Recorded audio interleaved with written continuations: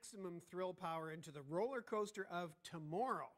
Strap on a helmet cam, grab a team of scientists, and go for a ride and see what exactly pushes your buttons.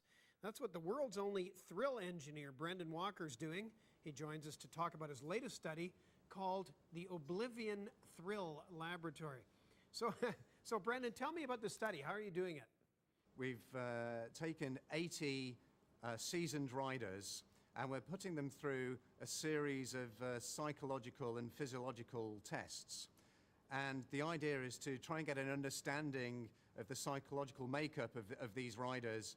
So by conducting various tests, such as personality tests, and undergoing another test which is called the sensation seeking scale test, and trying to compare that to the physiological measurements that we're actually collecting from riders as they go around on the ride. So capturing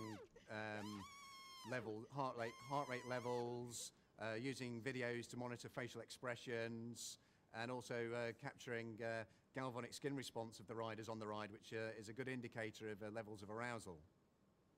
Now, Brendan, you say you've been working with seasoned riders, but when you do those measurements on the ride, do you get dramatically different responses from different people? Yes, and in fact, when I say seasoned riders, we did actually have one rider virgin with us, which formed a kind of comparative data set.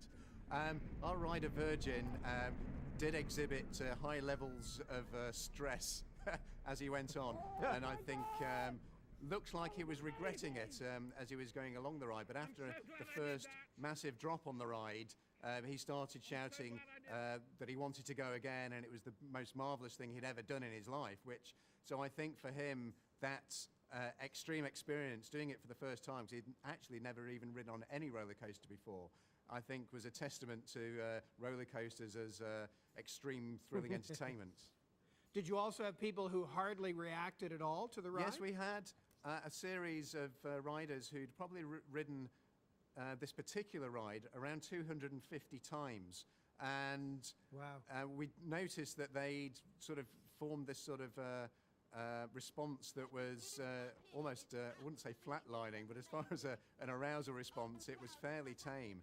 And they'd become sort of habituated to the ride experience, though they reported feeling high levels of pleasure. And of course, thrill can be classified by two dimensions.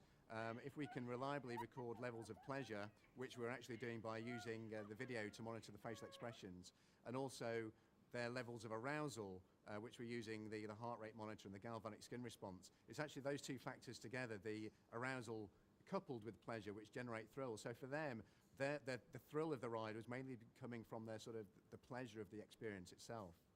Yeah. So what do you, when you take all of this data from the riders and then you put it together with the paperwork that you mentioned, what are you trying to get at? What are you trying to figure out?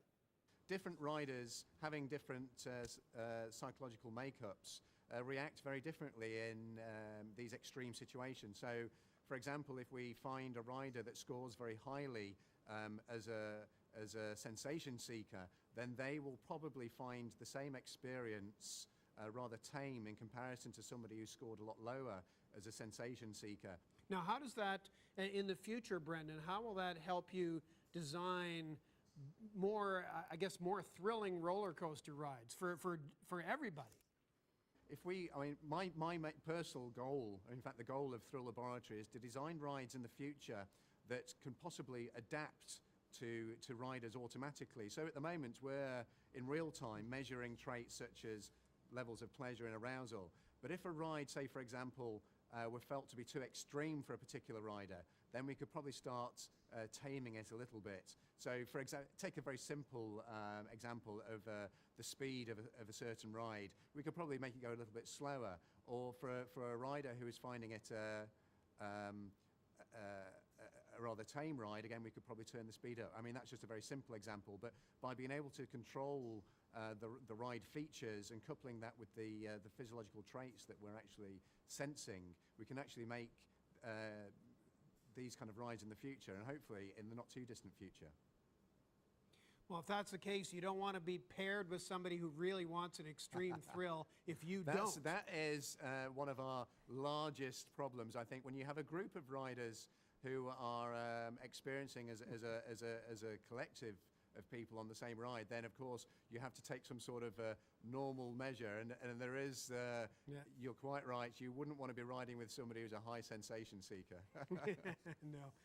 Thanks a lot for telling us about it. Brilliant. Brendan Walker is a former aeronautical engineer. He's the world's only thrill engineer. Join me today from London, England.